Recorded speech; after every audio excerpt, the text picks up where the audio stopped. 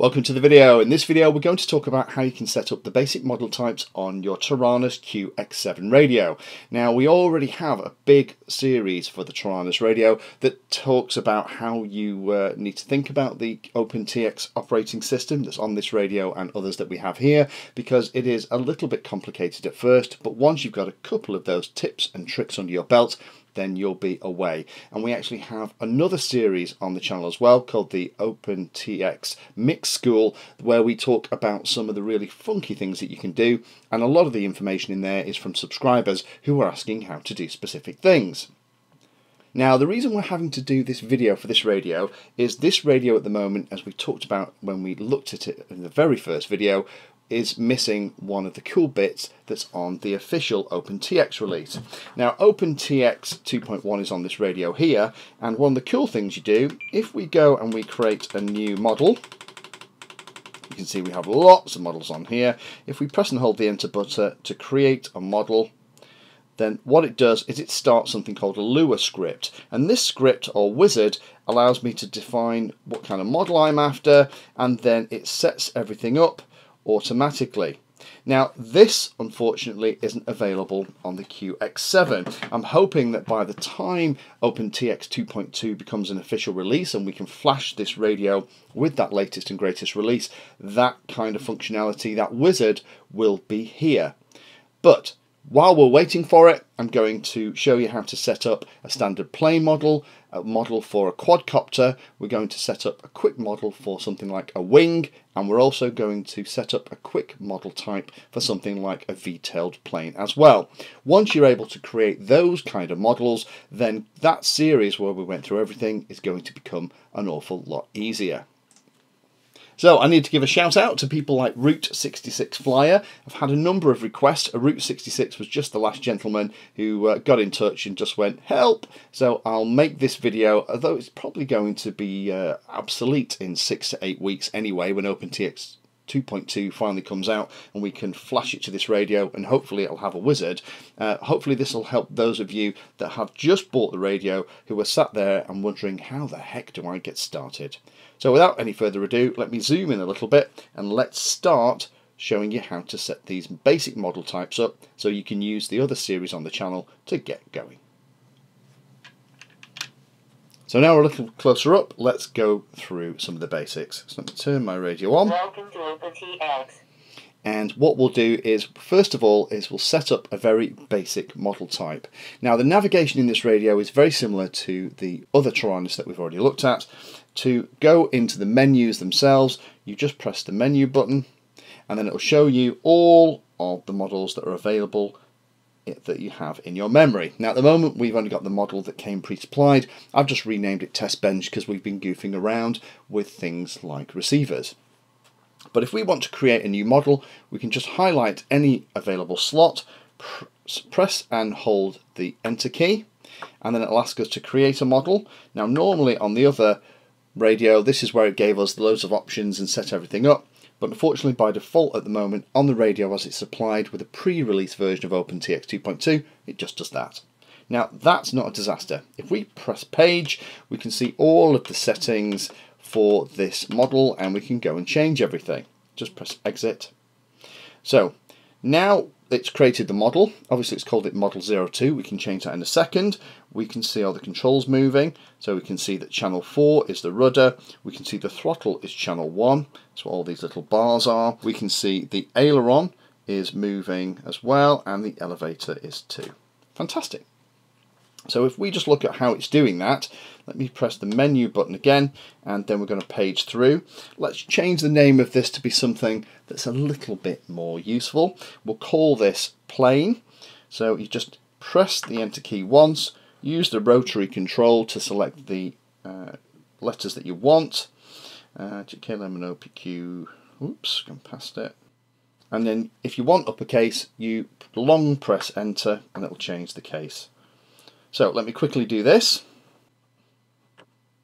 Once we've got it how we want it, we can press exit, and then if we press page, then page 3 is for helicopter setup. I've never used any of the helicopter stuff in any of the radios here, so I'm not even going to talk about that. We'll swing past that. flight modes and those kind of things are covered in those videos that I talked about before, but here's the stuff I'm interested in. So it's set up the 4 main inputs that we're interested in: throttle, aileron, elevator and rudder, and we can do things in here like set expo to calm those controls down. So if you want to edit anything, you just press and hold the enter key, click edit, and then you can change all of the settings in here. Now we're going to add, let's add about 25% expo, which is usually what I fly on. We'll exit out of there, exit again. We'll do the same to elevator, long press on the button, edit, scroll down to where it says expo. Let's have another 25%. Exit again, exit. We'll do the rudder again, long press, edit, go down to expo, about 15% is usually what I have that. Press enter once more, exit a couple of times, and there we are. We have expo set on those input controls. If we press the page button again and go on to page 6 of 12 of all the bits and pieces, this is the mixer.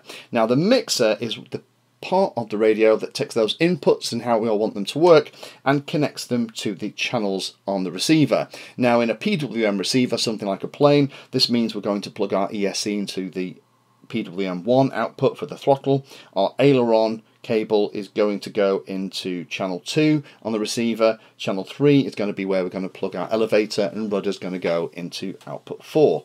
Pretty straightforward stuff.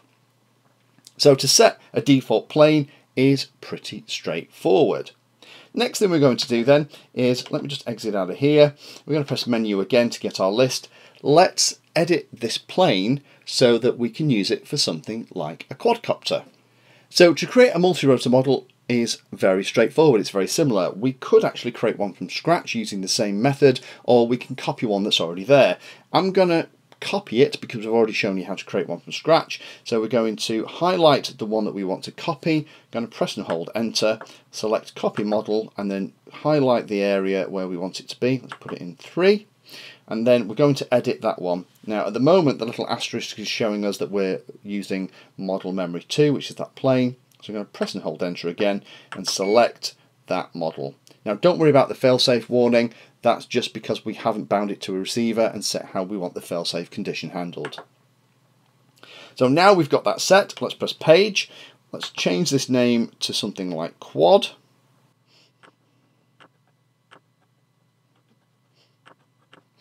And then if we press page again, then we'll go through, and here's the stuff that we did when we set up the plane. So there's all our inputs, and that's exactly what we need. Normally you wouldn't have a lot of expo for a multi-rotor. You set that expo up in the flight controller itself, but it can be handy to have it set up on the radio by a switch so that if you're handing the radio to maybe a novice pilot, they can play with it.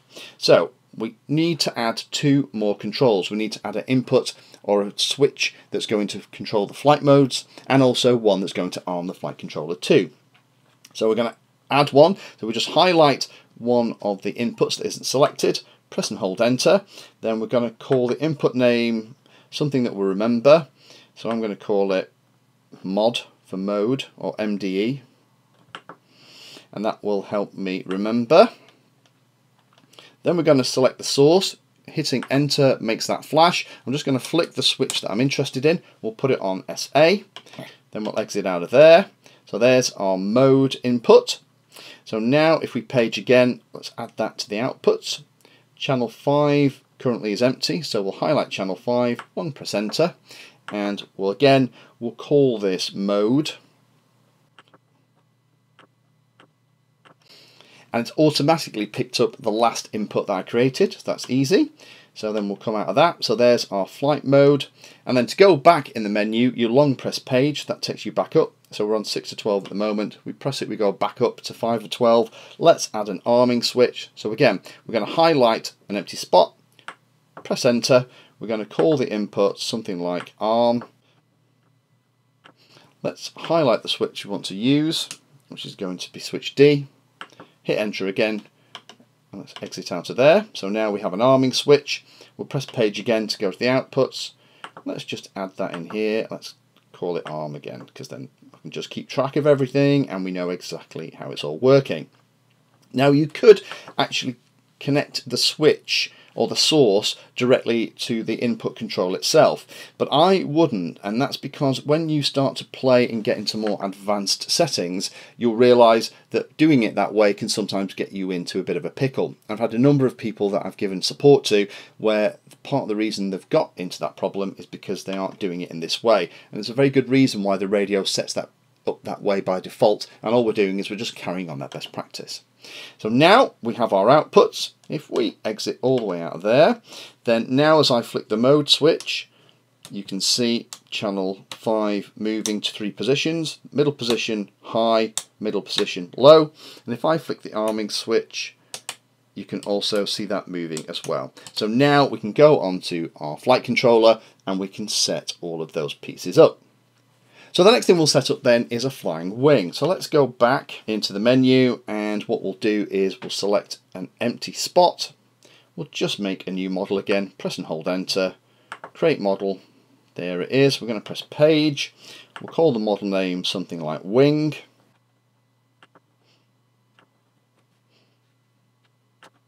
If we exit out of that, now we know it's called wing. Let's press page again. Now, in a flying wing, it only has 2 control surfaces. We can absolutely leave all the inputs as they are because we're just going to pick the ones that we need. But if we go onto the mixer or the output menu, the way it's going to work is the 2 control surfaces on each side are going to be a combination of both the aileron and the elevator. So we actually don't need the rudder at all. So it's up to you, but I would tend to delete that completely. So let's long press and say delete. And the way it tends to work is that you mix 50% of each of the aileron and elevator values onto each control surface, so it's going to work. If I just insert here what this kind of radio setup looks like on something like the Taranis, all we're doing is we're kind of copying this. So the trick here is let's first of all edit these before we start moving things around. So let me long press on aileron, click edit. We're going to go down and change the weight, because we only want half of it, not everything. So let's go down to 50%. We'll exit out of that. Go down to the same to elevator. We'll edit again. Go down, press enter, reduce that to 50%. Now that's because in some instances with full stick deflection we're going to have a 50% of aileron and a 50% of elevator, and that's going to give us 100% of the movement we're after. So now we've done that, we need to copy elevator onto aileron and aileron onto elevator, because at the moment if we plug in channel 2 and channel 3 from the servos that are in the wing, we're just going to get one moving if we move the elevator and one as we move the aileron. That's not how we want it. So let's copy the aileron down. So this is the part of the really cool stuff that you can do with OpenTX. We're going to press and hold enter. We're going to select copy, and we're just going to roll that down so it's underneath the elevator on channel 3. There we go. And we're going to copy the elevator, so highlight it, long press enter, select copy, and we're going to move that up so there it is on channel 2. So now as I move channel 2, it's going to take a little bit of elevator and aileron in each direction. But there's one last thing we need to do, because we don't want them moving in the same direction each way. The elevator should be moving in the right direction, but the aileron should be moving differently so that we get that roll. So on one of them, it doesn't matter which one, because you usually end up having to change things around anyway. We'll just highlight this second one, we'll long press enter, edit it, we'll just go down here and we'll change that number to -50. And there we have our flying wing mix. Simple. So if we press exit and go back to the main screen, let's just page through so you can see the main controls again. There we are. Now you'll see as I move the aileron, you can see that channels 2 and 3 that we set up are moving in opposite directions. If I move the elevator, it's moving in the same direction. And as I move it around, there's all the mixing being done for the flying wing. And that's the basis for you to then continue with any flying wing setup that you want to do. The last thing to show you is exactly the same thing for something like a V-tail. So let's go back into the menu. So let's highlight plane, long press enter, select copy model, pop it down onto 5 and press enter. Let's make sure we're editing that model because the asterisk hasn't moved. Long press enter, select. Okay, so now let's set this up for V-tail. So again, we're going to press page because we're in 1 of 12, 2 of 12. Let's call it something like VTail. So now we've done that, we'll press exit and go into the page again. Now, all of the inputs, again, are exactly as we had them before. We don't need to worry too much about that. It's going to be the mixes or the outputs that we need to do all the clever stuff in. So here we are in mixer. We've got the throttle, aileron, elevator and rudder, but this time in a V-wing, the tail is similar to the kind of mixing that we just did for the flying wing. So we're going to have to change the rudder and the elevator. So we're going to have to copy some rudder into elevator and vice versa. So we're going to use the same trick to make channels 3 and 4 be the 2 servos in a V-tail. So first of all, we're going to reduce those values down to 50. So we are going to select that, drop that down to 50. Do the same for rudder. Hold enter, select edit, highlight the number you want to change and press enter. Change that number to the number you want. Okay, exit. So then we're going to copy the elevator onto channel 4 and the rudder onto channel 3. So highlight elevator, press and hold enter, select copy, move it down onto channel 4, press enter. Similarly, select rudder, press and hold enter, select copy, move it up so that it is on channel 3, and it should look like that. So now channel 3 has elevator and rudder, and channel 4 has rudder and elevator as well. Last thing we need to do, of course, then, is if we go and have a look at how the normal mix works on the Taranis radio, again, just copying what that looks like. The rudder needs to move in a different direction, so we're just going to select one of these and highlight it. Select edit, we'll change that number to a -50. And there's our V-tail. So the ESC is going to plug into channel 1, the aileron Y cable is going to plug into channel 2, the 2 servos from the V-tail, one of them is going to plug into channel 3, and the other one is going to plug into channel 4. And if they're moving in the wrong direction, you just change the polarity of each of these numbers here to get it so it's working in the right way. So now in that video we've showed you how to set up quite a few things. If we just exit back out, so there's the V-tail. Channels 3 and 4, which are the 2 bottom ones here. As I move the rudder, there they are moving in opposition. If I move the elevator, there they are moving in the same direction. So as I move those 2 controls around, you can see the V-tail doing its thing. So hopefully that helps those of you who are a little bit stuck. Thanks for bearing with us. The video's been a little bit longer than I wanted to, but hopefully all of that will kind of make sense and allow you to set up the basic models that you can then go and use both the Taranis series on the channel and also use the OpenTX Mix School and get stuck in as well. Thank you for taking the time to watch that video. We try and release at least 2 videos a week, usually a quick tip on a Tuesday and a more in-depth video on a Friday, and sometimes we manage to get a few more out as well.